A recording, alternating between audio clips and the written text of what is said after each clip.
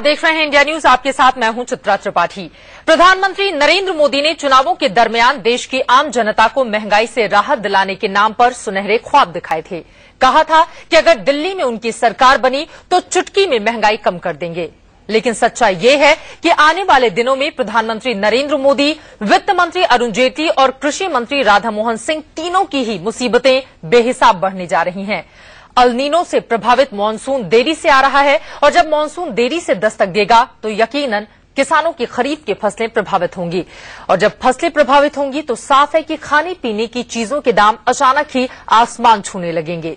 ऐसे में बीच बहस का बड़ा सवाल यह है कि क्या मोदी के मंसूबों पर पानी फेर देगा मानसून? मानसून खराब रहा तो फिर कैसे आएंगे देश में अच्छे दिन?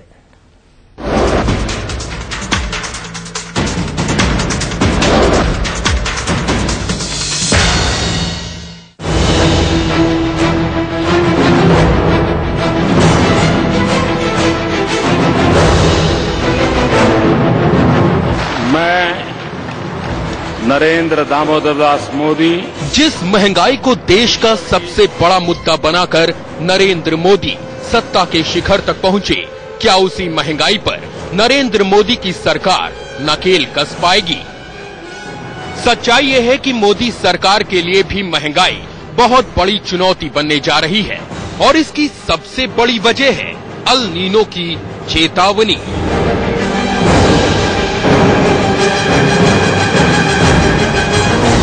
मौसम के जानकार मानते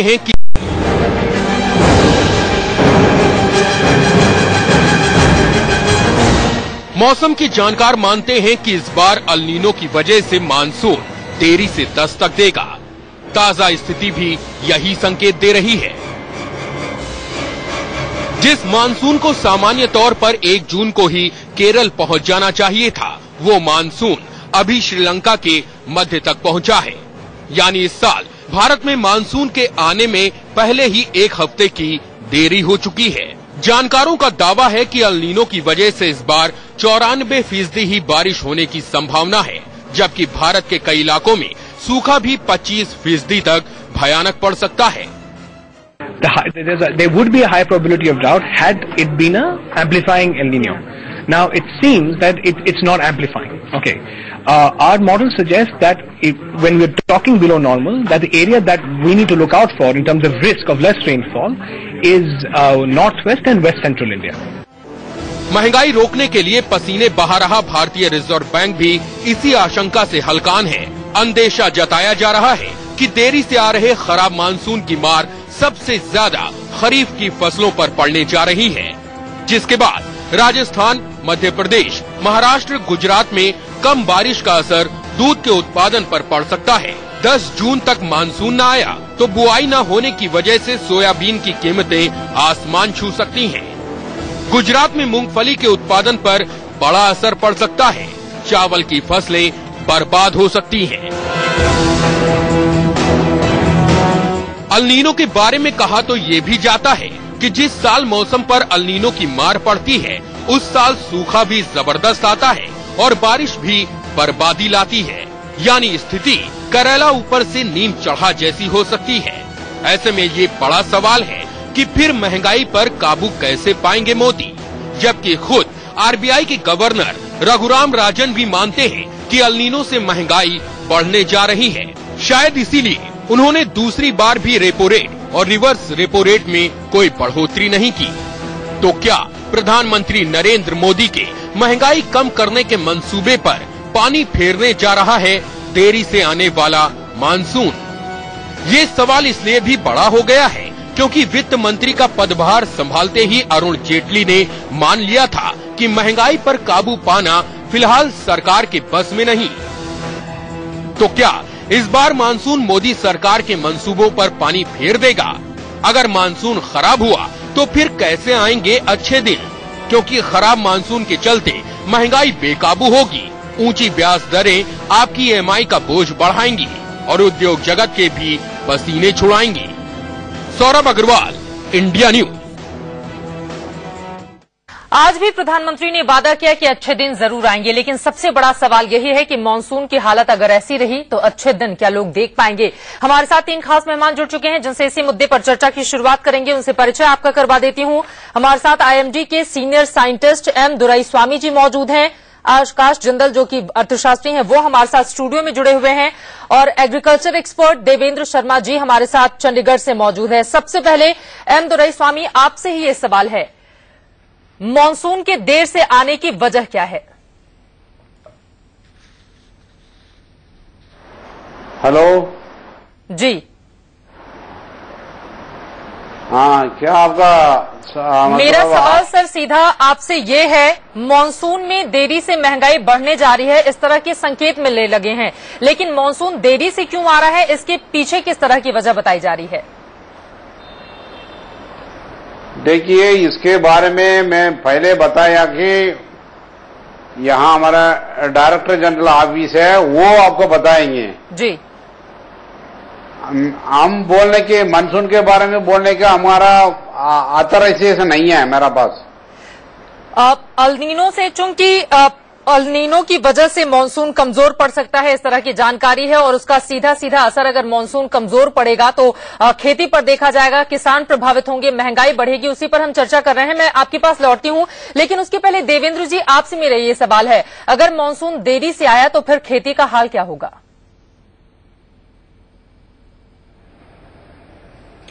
देखिए, इसमें तो कोई दो राय नहीं है कि सरकार के सामने बहुत बड़ा चैलेंज है कि किस तरीके से मॉनसून जो है वो ऑपरेट करता है जी। और जैसा हम देख रहे हैं कि अभी तक तो तकरीबन 5 तारीख तक तो हम देख रहे हैं कि केरला को हिट नहीं किया है मॉनसून ने, यानी 5 दिन तो डिले हो रहा है। तो अगर सारे देश में इसका आगे फर्क पड़ेगा तो सबसे भयंकर इसका इम्पैक्ट पड़ेगा किसानों पर, और वो जो होगा मुझे लगता है कि बहुत ही it's going to be terrible crisis, जो क्योंकि एग्रीकल्चर पहले ही बहुत बड़े क्राइसिस से गुजर रहा है। तो ये हमें समझने की जरूरत है कि महंगाई मुद्दा जो है वो तो ठीक है, कंज्यूमर्स के लिए ज्यादा इंपॉर्टेंट है, लेकिन जो सर्वाइवल है किसानों का, जहां करोड़ों किसानों का भविष्य जुड़ा हुआ है, लाइवलीहुड जुड़ा हुआ है, उस पर भी ध्यान देने की बहुत जरूरत है, क्योंकि वही एक तबका है, पॉपुलेशन हमारा जो परसेंटेज पॉपुलेशन मेजॉरिटी है, जिसके ऊपर ये इम्पैक्ट पड़ेगा। तो वो क्योंकि अभी तक इंडिकेशन ये है कि कम से कम 10 दिन मॉनसून लेट आएगा सेंट्रल इंडिया में।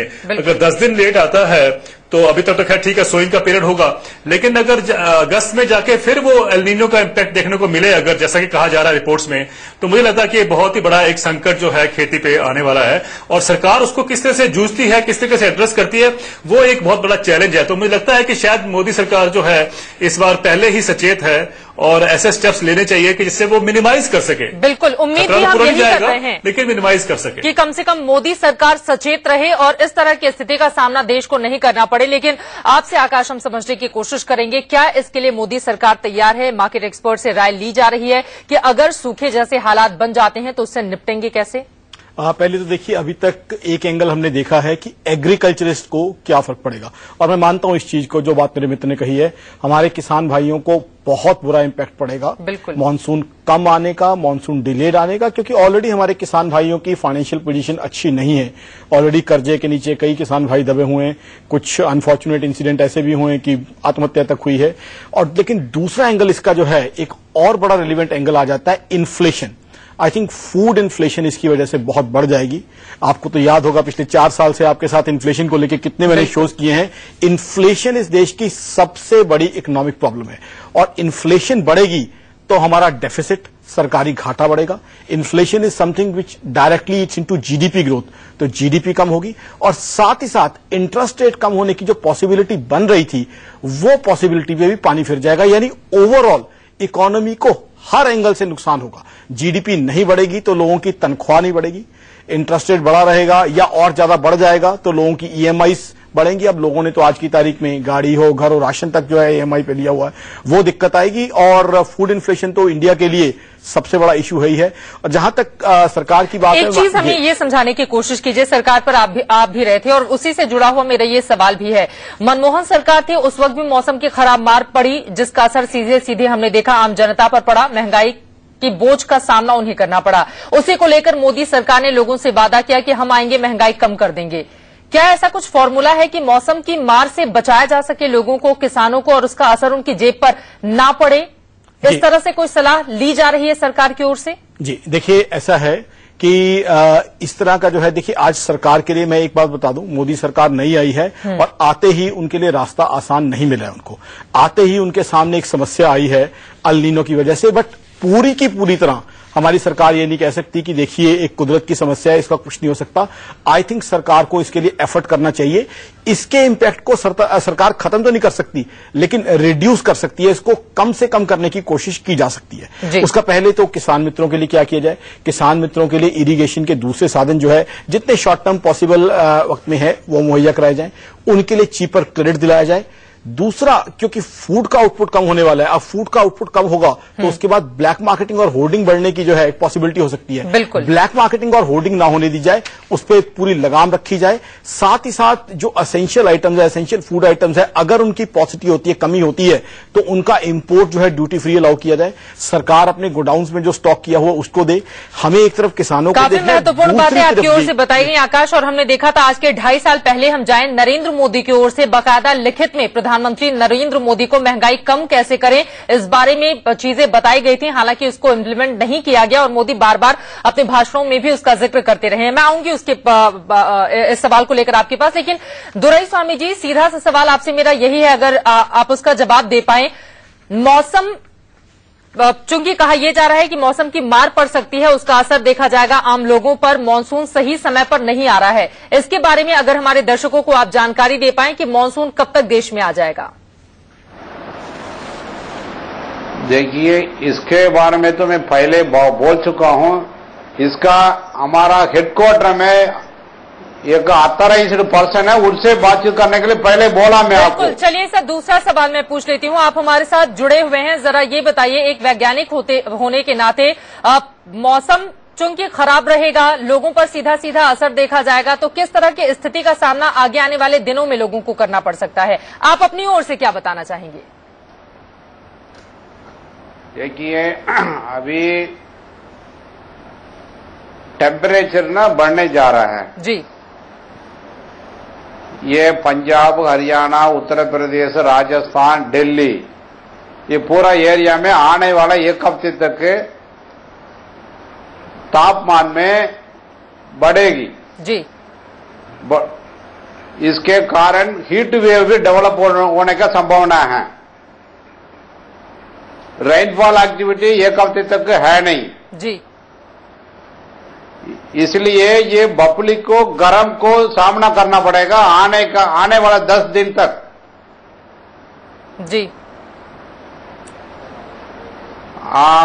आज से लेकर 7 तारीख तक 2 से 4 डिग्री बढ़ने का संभावना है जी। इसके वजह से हीट वेव डेवलपमेंट होने की संभावना है।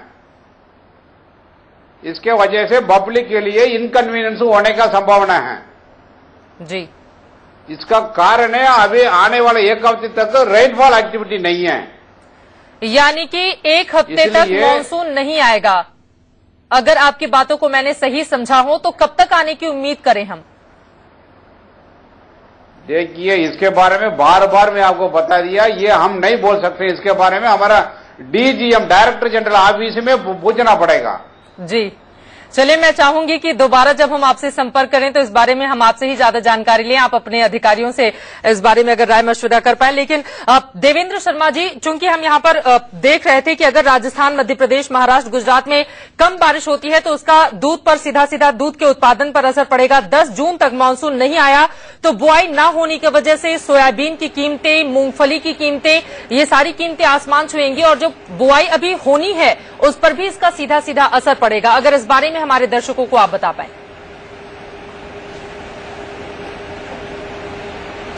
ये तो आपने ठीक कहा कि जब डिले होगा मानसून के अराइवल का तो उसका इम्पैक्ट पड़ेगा, लेकिन मुझे जो जिन फसलों का आपने नाम लिया वो तो ठीक है, लेकिन ज्यादा सर इम्पैक्ट जो पड़ेगा वो पड़ेगा खरीफ की जो मेन फसल होती है चावल पे, बिल्कुल, और चावल के साथ जो दालों के ऊपर फसल पड़ेगा, मेज और ये सब क्रॉप्स तो है ही है, लेकिन सबसे ज्यादा चावल पे पड़ेगा। और चावल का इस पर दिक्कत यह है, समझने की जरूरत हमें यह है कि अभी तक हमारे पास 62 मिलियन का भंडारण है।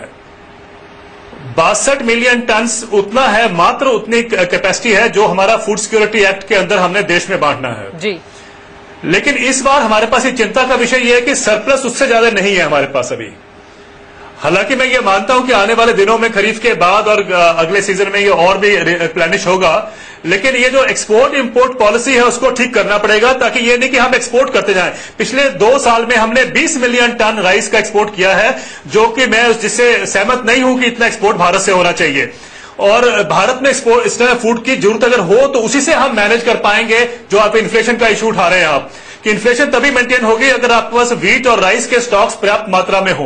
और अभी तो फिलहाल तो हमारे पास कोई चिंता का विषय नहीं है, कोई ज्यादा पैनिक करने की जरूरत नहीं है, लेकिन कहने की जरूरत यह है कि भाई अगर हम उसको अच्छी तरह मैनेज कर पाएंगे, डिस्ट्रीब्यूट कर पाएंगे देश के अलग अलग इलाकों में, तो हम उससे जो मॉनसून का जो नेगेटिव इंपैक्ट होगा उसको काफी हद तक हम उसको सह पाएंगे। देवेंद्र जी, महत्वपूर्ण दूसरी बात जो ये है कि आपने कहा इन्फ्लेशन, लेकिन अगर चूंकि हम अल नीनो के बारे में बता भी रहे हैं और आपने उस बात का जिक्र भी किया है, कहा जाता है कि जब अल नीनो का खतरा देखा जाता है उस वक्त एक हिस्से में देश के सूखे जैसे हालात पैदा हो जाएंगे और दूसरे हिस्से में बाढ़ जैसे हालात पैदा हो जाएंगे। तो इससे निपटने की कोशिशें किस तरह से की जाए? देखिए, एक मैं स्पष्ट कर दूं कि एल नीनो का मतलब ये नहीं होता कि हर बार एल नीनो जो है इतने जैसा आपने कहा उसके प्रकोप के उसका होता है, इतना प्रकोप होता है, ऐसा नहीं होता है। कई बार ऐसा देखा गया हमने पहले भी कि एल नीनो का इम्पैक्ट था लेकिन वो निकल गया हमारे सामने से। और ये 2011 में अगर आप देखें तो वो जब सितंबर के एंड में जाके होना था वो नहीं हुआ, तो और ना ही इतना नेगेटिव उसका इम्पैक्ट था। लेकिन यस, एल नीनो का अधिकतर देखा गया कि सूखा पड़ता है, और अगर सूखा पड़ता है जैसा कि कहा गया कि 25% अगर इस पर शॉर्टफॉल होती है रेनफॉल की, तो ये बहुत ज्यादा खतरनाक बिल्डअप हो सकता है। और स्पेशली जाके क्योंकि अगस्त में हम कह रहे हैं कि बिल्डअप होगा, अगस्त में वो टाइम है जब सोइंग हो चुकी है, अगर डिलेड सोइंग होती तब भी, और उसके बाद अगर पानी खत्म हो जाता है तो उसके और भी स्टैंडिंग क्रॉप्स के ऊपर इम्पैक्ट पड़ता है। तो कहने की बिल्डअप होगा, अगस्त में वो टाइम है जब सोइंग हो चुकी है, अगर डिलेड सोइंग होती तब भी, और उसके बाद अगर पानी खत्म हो जाता है तो उसके और भी स्टैंडिंग क्रॉप्स के ऊपर इम्पैक्ट पड़ता है। तो कहने का मतलब है कि आने वाले दिन जो हमारे सामने हैं वो बिल्कुल चैलेंजिंग है। अब उसको कैसे एड्रेस किया जाएगा ये मुझे लगता है गवर्नमेंट को पब्लिकली बताना चाहिए, एक देश के साथ एक संवाद होना चाहिए कि हम ये स्टेप्स ले रहे हैं। एक बात मैं इसमें कहना चाहूंगा, नेगेटिव जो आप इशू रेज कर रहे थे कि ये बहुत जरूरी है, सूखा और साथ ही बाढ़, इस चीज का क्या सोल्यूशन हो सकता है? आई थिंक बहुत बढ़िया आपका प्रश्न था, और इस चीज का सोल्यूशन कई सालों से देश तलाश रहा है, रिवर्स की इंटीग्रेशन के नाम पे। और हमारे देश में कई बार ये चीज होती है, देश के एक हिस्से में सूखा पड़ रहा होता है, एक हिस्से में बाढ़ आई होती है। नेहरू साहब के समय से ये प्लानिंग हो रही है कि देश के रिवर्स को इंटीग्रेट किया जाए, ताकि जहां सरप्लस वाटर हो उस कैनाल में डाल दिया जाए और जहां डेफिसिट हो वहां ले लिया जाए। आई थिंक इस प्लानिंग को बहुत सालों से हम कर रहे हैं लेकिन इंप्लीमेंट नहीं हो पाई। आई थिंक ठीक है, ये एकदम शॉर्ट टर्म में नहीं हो सकती, बट हाई टाइम की इसको अमली जामा पहना जाए, यानी इसको प्रैक्टिकल एग्जीक्यूशन की तरफ हम बढ़ाएं, बिकॉज ये समस्या जो है देश में कई बार हमने होते हुए। बिल्कुल आकाश, आप अपनी बात पूरी करें उसके पहले 2013 में मानसून की चाल क्या रही, किन इलाकों में हुई सामान्य बारिश, किन इलाकों में 20% हुई, वो हम टीवी स्क्रीन पर लगातार दिखा रहे हैं। आप यहां पर देख पा रहे हैं कुछ हिस्सों में तो स्थिति सामान्य रही, लेकिन कुछ देश के हमारे हिस्से ऐसे रहे जहां पर लोगों को दिक्कतों का सामना और सबसे ज्यादा असर तो हमने देखा है किसानों को करना पड़ा है। आकाश, इसी से जुड़ा हुआ एक और सवाल है, 2009 में हमने देखा था किस तरह एल नीनो का खतरा देखा गया था, स्थिति इतनी भयावह हो गई थी कि उसकी वजह से कुछ जगहों पर सूखा, कुछ जगह बाढ़ के हालात, अचानक से महंगाई बढ़ गई थी, लोगों को परेशानी का सामना करना पड़ा था, आरबीआई की ओर से ब्याज दरें बढ़ानी पड़ गई थी। वही हालात 2014 में भी पैदा हो सकते हैं, इस तरह के संकेत अभी से मिलने लगे हैं। तो इसके लिए तैयारी और क्या की जानी चाहिए सरकार की ओर से? देखिए, मेरे हिसाब से तो हालात इस समय सही नहीं है। हालात जो है, मैं तो ये कहना चाहूंगा 2009 से भी जो है ज्यादा नेगेटिव हो सकते हैं, बिकॉज ऑलरेडी 3 साल से हम हाई इन्फ्लेशन की मार सह रहे हैं। ठीक है, मॉनसून जो है, वाटर जो रेनफॉल है शायद उतना कम ना हो या उतना डिलेड ना हो, बट ऑलरेडी जो बैकड्रॉप हमारे पास है, एक हाई इन्फ्लेशन के युग से गुजर रहे हैं हम, हाई इंटरेस्ट रेट के युग से गुजर रहे हैं, साथ ही साथ लेसर जीडीपी, यानी कम होती कमाई, ज्यादा होती ईएमआई, ज्यादा होते खर्चों के बीच में गुजर रहे हैं। तो मेरा जो सारा कहने का मतलब है, इस समय देश का आम आदमी ये जो और बोझ है, एडिशनल बोझ, उसको टॉलरेट करने की पोजीशन में नहीं है। तो आई थिंक इसके लिए सबसे, क्योंकि हमें देखना होगा शॉर्ट टर्म में क्या किया जा सकता है, एक तो ब्लैक मार्केटिंग और होर्डिंग, उसके ऊपर बिल्कुल रोक लगाई जाए। दूसरा, जिन चीजों की रिक्वायरमेंट है उनका इंपोर्ट यहां पे अलाउ किया जाए, जो सरकार के पास गोडाउन्स में है उसको यूटिलाइज किया जाए, ताकि कहीं से भी फूड इन्फ्लेशन का जो है संकट ना पैदा हो। क्योंकि मैं वही बार अगेन कहूंगा, फूड इन्फ्लेशन बढ़ते ही हमारा WPI डायरेक्टली वो तो बढ़ेगा ही बढ़ेगा। हमारी जो दूसरी चीजें हैं, जो इकोनॉमी की सबसे बड़ी प्रॉब्लम्स कही जाती हैं, डेफिसिट, सरकारी घाटा, वो बढ़ेगा, GDP कम होगी यानी कमाई कम होगी और इंटरेस्ट रेट हाई रहेंगे। तो यानी एक नेगेटिव क्यूचक्र जिससे हमें एक उम्मीद थी, और मोदी साहब के अगर मैं कहूं कि शुरू के दिनों से काफी अच्छी हमें उम्मीदें भी जागी हैं, जिस तरह से उन्होंने एक्टिविटी शुरू कर दी हैं, तो वो जो अच्छे एफर्ट्स उनकी सरकार कर रही है वो एफर्ट्स जो है कहीं ना कहीं बार-बार इस बात का जिक्र करते हैं कि एक्ट नहीं एक्शन करने में मैं भरोसा रखता हूं। यहाँ पर उनका जो एक्शन का प्लान रहा था, यूपीए सरकार को जो सजेशन उनकी ओर से दिया गया था, उसका जल्दी से जिक्र कर लेती हूँ। 6 उपाय मनमोहन सरकार को सुझाए गए थे नरेंद्र मोदी की ओर से। जमाखोरी को गैर जमानती जुर्म में ले आया जाए, बिचौलिया मुक्त कृषि मार्केट हो, कीमतें स्थिर रखने के लिए फंड तैयार किए जाएं, स्टोरेज इंफ्रास्ट्रक्चर को बढ़ावा दिया जाए जो तत्काल किया जा सकता है, यानी कि वायदा, कारोबार पर रोक, और 6वीं बात इनकी ओर से कही गई थी, कर्ज का दायरा भी जरूर बढ़े, खेती, छोटे कारखाने, और इसका जिक्र करते हुए बड़े डिटेल में नरेंद्र मोदी की ओर से ये तमाम बातें सुझाई गई थी मनमोहन सरकार को। उम्मीद हम यही कर रहे हैं कि कम से कम खुद मोदी सरकार में भी इन तमाम चीजों को हम इम्प्लीमेंट करते हुए बहुत जल्द देखेंगे। लेकिन एक बार फिर से हमारे साथ वैज्ञानिक बने हुए हैं लगातार, उनका हम रुख कर लेते हैं। एम दुरईस्वामी जी, चूंकि आपके ही सैटेलाइट इमेजेस हमारे पास हैं और उसको हम दिखाने की कोशिश भी कर रहे हैं अपनी टीवी स्क्रीन पर, अगर आम बोलचाल की भाषा में हम सब लोगों के समझने के लिए सिर्फ आप इतना बता दें कि मॉनसून की दस्तक कब तक हो जाएगी, इस बारे में अगर थोड़ी भी जानकारी आपके पास हो तो।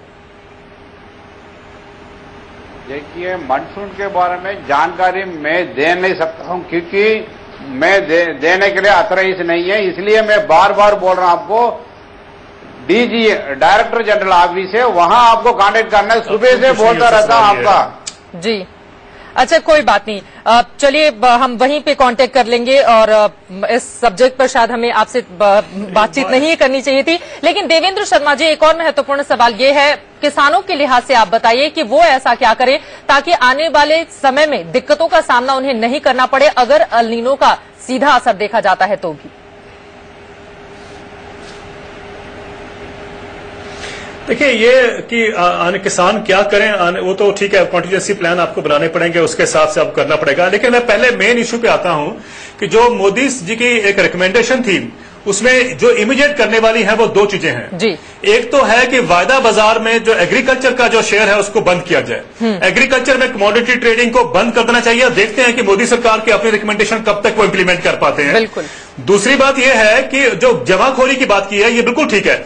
पिछले साल 2013 में जब आपको याद होगा कि प्याज के दाम बढ़े थे, 100 रुपए हो गए थे जी। उस समय मात्र 4% शॉर्टफॉल था पैदावार में। 4% शॉर्टफॉल से वो उन्होंने देखिए 100 रुपए तक कीमत पहुंच गई थी। तो ये जो मार्केट है, जिसको आप ये इकोनॉमिक लिबरलाइजेशन में जो मार्केट का जो रोल है वो एक्सप्लॉइट करती है। और मार्केट सेंटिमेंट्स क्या होते हैं, अब मौसम कहते हैं ना, पीने वालों को पीने का बहाना चाहिए। आप देखेंगे कि ट्रेड जो है हमारी इसको एक्सप्लॉइट करेगी, इस सेंटिमेंट को कि सूखा पड़ने जा रहा है, और इसलिए इस पे क्रैकडाउन बहुत जरूरी है। दोनों ये होलसेल और रिटेल ट्रेड, इनका है सारा गड़बड़ी। मैं हर बार कहता आया हूं, 1 महीने से ज्यादा जरूरत, आपको ज्यादा टाइम नहीं चाहिए महंगाई रोकने के लिए। पिछले 5 साल देश ने अगर बर्दाश्त किया तो गवर्नमेंट का निकम्मापन था जिसको बर्दाश्त किया गया है। और अभी भी मैं कहता हूं कोई इंपोर्ट करने की जरूरत नहीं है। ये हमारे इकोनॉमिस्ट भी एक और ये जो है जो एजेंडा दूसरा है कॉर्पोरेट्स का कि बाहर से इंपोर्ट करिए, नहीं, बिल्कुल गलत होगा इंपोर्ट करना, उसको बंद करना चाहिए। हमारे देश में उस चेन को ठीक करिए, ये हमें करने की जरूरत है। लेकिन यहां पर देखेंगे आप, लेकिन और ये जो हमारा एक कॉर्पोरेट लॉबी है कि साहब नदियों को जोड़ दीजिए। आप जानते हैं कि कितनी नदियां हमारी सूखे की तरफ बढ़ रही हैं। गंगा जो है ये माना जाता है कि अगले 50 साल में सूख जाएगी। क्या किसको जोड़ रहे हो आप? मैं बता रहा हूं किसको जोड़ रहे हैं आप। डिबेट तो आज मैं आपको बता रहा हूं, आप उसको समझने की कोशिश कीजिए। हमारे देश में दोनों चीजें एक साथ होती हैं, बाढ़ भी होता है, सूखा भी होता है। नदियों को जोड़ने के पीछे क्लियर कट लॉजिक है, रीजनिंग है उसके पीछे, ताकि जहां पे आपके पास जो है जरूरत से ज्यादा पानी है, जहां पे बाढ़ आई हुई है, उस पानी को यूज किया जाए, और जहां पे डेफिसिट है उस पानी को पहुंचाया जाए। और इस चीज को सरकार भी मानती है, बहुत सालों से प्लानिंग हो रही है। ऐसा नहीं है कि आज नदियां सूख गई हैं, हमारे पास नेचुरल रिसोर्सेज हैं, रिवर हैं, उनको कनेक्ट करके जो है हमें अपने किसानों को इरिगेशन के लिए पानी देना है। देश के इकोनॉमिस्ट ही हमारे देश के प्रॉब्लम है सबसे बड़े, और मुझे कोई दिक्कत नहीं है, बाकी एग्रीकल्चर समझ जाएगा। तो इसमें जो है वो रिक्वायरमेंट है किसान को, वो तो देनी ही पड़ेगी। लेकिन सच्चाई यही है कि किसी भी मुद्दे पर किसान को जो चीज चाहिए वो तो उसे देनी होगी, उसे उपलब्ध करानी होगी। पाएगा। आप दोनों का, आकाश आपका भी, देवेंद्र आपका भी, और एम दुरई स्वामी जी आपका भी बहुत शुक्रिया हमारे साथ इस चर्चा में जुड़ने के लिए। देवेंद्र जी, आगे भी आपसे हम राय इस बाबत लेते रहेंगे, क्योंकि उम्मीद यही की जा रही है कि जो राय मनमोहन सरकार को नरेंद्र मोदी दिया करते थे, कम से कम अब उनकी सरकार आ गई है अस्तित्व में, और उन्हीं तमाम बातों को जल्द ही वो अमल में लाएंगे, ताकि लोगों को महंगाई से जल्द निजात मिलेगी और अल नीनो का किसी भी तरह का असर लोगों की जिंदगी पर नहीं दिखेगा। बड़ी बहस में अभी के लिए बस इतना ही। इंडिया न्यूज पर खबरें लगातार